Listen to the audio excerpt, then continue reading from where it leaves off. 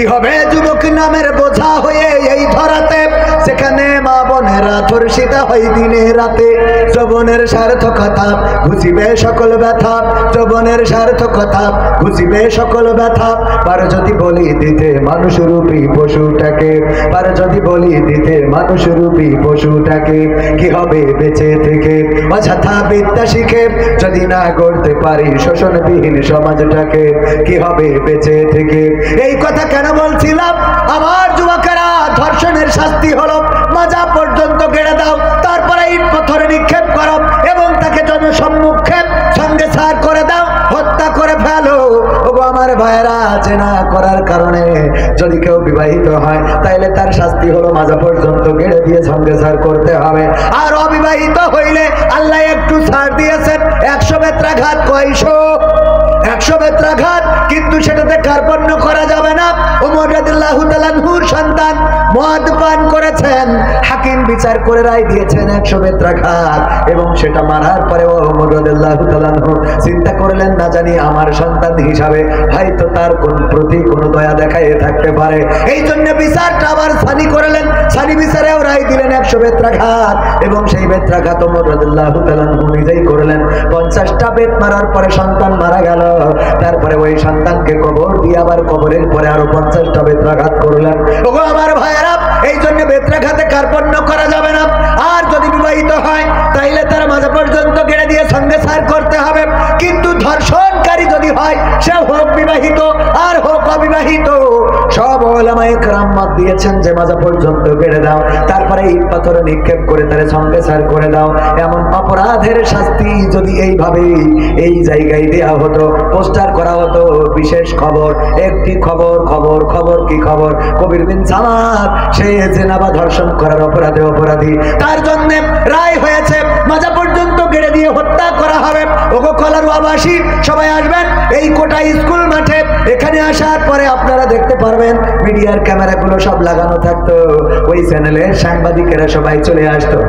তারপরে ওই জায়গায় যখন মাজা পর্যন্ত গেড়ে দিয়ে সঙ্গে সার করা হতো, এটা যখন গোটা দেশের মানুষ দেখতো, এখানকার যুবকেরা, তরুণেরা দেখতো, তরুণীরা দেখতো, আমার মা বোনেরা যদি এমন অপরাধের শাস্তিটা কি এটা দেখতো, বলেন দেখি। এই লাইলাতুল ফেব্রুয়ারি 14 তারিখে আমাদের কি আর অসময় লাগতো যে গদখালি যাওয়া না? ওরা এমনি এইটা দেখার পরে গদখালি তো যাওয়া দূরের কথা, স্বপ্নের দোষটাও বন্ধ হয়ে যেত, বলেন ঠিক কিনা? কারণ ওরা বুঝতে পারতো এই অপরাধের শাস্তি কি। যদি কোনো মেয়ে বলতাম, দেখো তুমি আমারে যদি গদখালিতে না নিয়ে যাও, ওই তো একজন প্রেমিক ধাড়ি ছাগল চুরি করে হলেও গিফট কিনেছে। আর যদি বলতো আমি তোমারে উল্টো গিফট করবো, বলতো তোর গিফটের দরকার নেই, আমি জান হারাইয়ে তোর গিফট নিতে পারবো। ঠিক না বেঠে? ও আমার ভাইরা, এই জন্য আল্লাহ বললেন, ইয়া আইয়ুহাল্লাযীনা আমানু কু আনফুসাকুম ওয়া আহলিকুম নার। ও ঈমানদারেরা, তোমরা নিজের আগুন থেকে বাঁচো আর তোমাদের সন্তানদেরকে, আহালদেরকে বাঁচাও। আজকে যেই সন্তানরা অন্যায় করে বেড়াইছে, অপরাধ করে বেড়াইছে, ঘুরে বেড়াইছে, এইগুলো আমার আপনার সন্তান, আমার আপনার কলিজার টুকরা। এই কলিজার টুকরা আপনাকে আমাকে জাহান্নামের দিকে নিয়ে যায়। কয়দিন আপনি খোঁজ রেখেছেন? আপনি কি সন্তানকে কন্ট্রোল করার চেষ্টা করেছেন? আমরা ওয়াজ করতে আসলাম, আমাদের ওয়াজের সব হেদায়েত হয়ে যাবে না? তা হবে না, হবে না। আপনারও কন্ট্রোলের দরকার আছে না নাই? কলিজার টুকরা সন্তানদেরকে মানুষের মতো মানুষ যদি বানাতে হয়, ছোট্টবেলায় কোরআন শিখাতে হবে, আল্লাহর পথে চালাতে হবে। ঘুম থেকে উঠে সন্তানকে ডেকে মসজিদে নিয়ে যান, ছোট মানুষটারে মসজিদের সাথে সম্পর্ক করে দেন।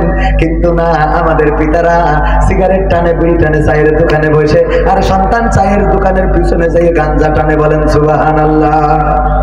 ও না না, সত্য বললাম না মিথ্যা বললাম? সন্তান যদি দেখে আমার পিতা বিড়ি খায়, আমার পিতা সিগারেট খায়, ওই সন্তান গাঁজা খাওয়াটা সহজ, একদম কঠিন কিছু মনে করবে না।